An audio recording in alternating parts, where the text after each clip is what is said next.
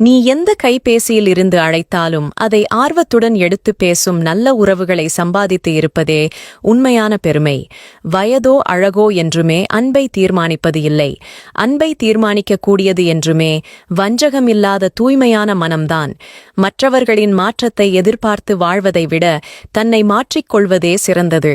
அது ஒன்றுதான் நமக்கு மகிழ்ச்சியையும் நிம்மதியையும் தரும். நம்முடைய பிறப்பு, இடம், பொருள் ஆகியவை நம்மை அடையாளப்படுத்தி அழுத்தம் தருவதை பல சமயம் நாம் எதை கொண்டும் தடுத்துவிட முடியாது. நாம் அந்த அடையாளத்தில் இருந்து விடுபட்டு உயர்வடைந்து சமநிலைக்கு வர முயற்சி செய்ய வேண்டும். மனிதம் என்பது சமநிலையை அடைவதை பற்றியது. மேலானவர்கள் கீழானவர்கள் என்று தரம் பிரிப்பதற்காக அல்ல. நம்முடைய சிந்தனையைப் போலவேதான் உலகிலுள்ள எல்லோருடைய சிந்தனையும் இருக்க வேண்டும் என்று நாம் விரும்புகிறோம். ஆனால் அப்படி யாரும் இருப்பதில்லை. அதனால்தான் உறவுகளுக்குள் பிளவுகளும் பிரிவுகளும் வந்துவிடுகிறது. இந்த உலகில் படைக்கப்பட்ட ஒவ்வொருவரும் தனித்துவமானவர்கள் என்ற உண்மையை உணர்ந்து கொள்ளுங்கள். எந்த மனம் அதிக குழப்பங்களை சந்திக்கிறதோ அந்த மனம் நிச்சயம் ஒரு நாள் நல்ல தெளிவை பெறும். காலத்தின் நியதியில் இதுவும் ஒன்று என்பதை தெரிந்து கொள்ளுங்கள். உன்னை எதிர்த்து நின்றவனே, உன் உதவியை எதிர்பார்த்து நிற்பதுதான் கடவுள் உனக்கு தரும் மிகப்பெரிய பரிசு. நீ உண்மையாய் வாழ்ந்திருக்கிறாய் என்பதற்கான அடையாளமே அதுதான். நல்லதே நினைத்து நல்லதையே பேசி நல்லதையே செய்தால் எல்லாம் நல்லதாகவே நடக்கும். நாம் மாறிவிட்டோம் என்று சிலர் சொல்கிறார்கள்.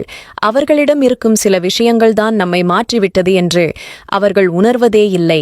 பெரும்பாலான மனிதர்கள் நல்ல நேரங்களில் நன்றி உள்ள நாயாகவும், கெட்ட நேரங்களில் தந்திரமான நரியாகவும், சில நேரங்களில் பூனையாகவும், சில நேரங்களில் புலியாகவும், எப்போதாவது சிங்கமாகவும், வெகு சில நேரங்களில் யானையாகவும், அடிக்கடி பாம்பாகவும், தேவைப்படும்போது தேளாகவும், மிக மிக அரிதாக தெளிவு பெறும்போது மட்டும் மனிதனாகவும் இருக்கிறார்கள்.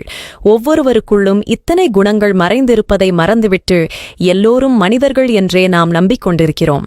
சிலரின் அன்பை போல் சிறந்த மருந்தும் இல்லை. சிலரின் நிராகரிப்பை போல் பெரிய தண்டனையும் இல்லை. உங்களுக்கு சிலர் மருந்தை தருகிறார்களா அல்லது தண்டனையை தருகிறார்களா என்பதில் நீங்கள் தெளிவாக இருங்கள். இல்லையென்றால் மருந்தாக இருப்பேன் என்று சொல்லிவிட்டு இருக்கும் காயத்தையும் இன்னும் ஆழமாக்கிவிட்டு போய்விடுவார்கள்.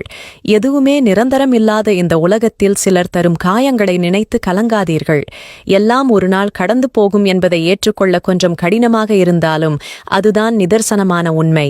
வாழ்வில் பக்குவமடைந்த ஒருவரை யாராலும் எந்த விதத்திலும் காயப்படுத்த முடியாது. பக்குவம் இல்லாதவர்கள்தான் எல்லோராலும் பந்தாடப்படுவார்கள். வாழ்க்கைக்கான பக்குவத்தை மட்டும் கொஞ்சம் பக்குவமாக கற்றுக்கொள்ளுங்கள். இல்லையென்றால் பிறரால் ஏற்படும் துன்பமே உங்களுக்கு தொடர்கதையாகிவிடும். உங்கள் ஆசைகள் அனைத்தையும் கொஞ்சம் ஆராய்ந்து பாருங்கள். ஏனென்றால் உங்கள் வாழ்வில் வரப்போகும் துன்பங்கள் அனைத்திற்கும் உங்களின் ஆசைகள்தான் காரணமாக இருக்கப் போகிறது.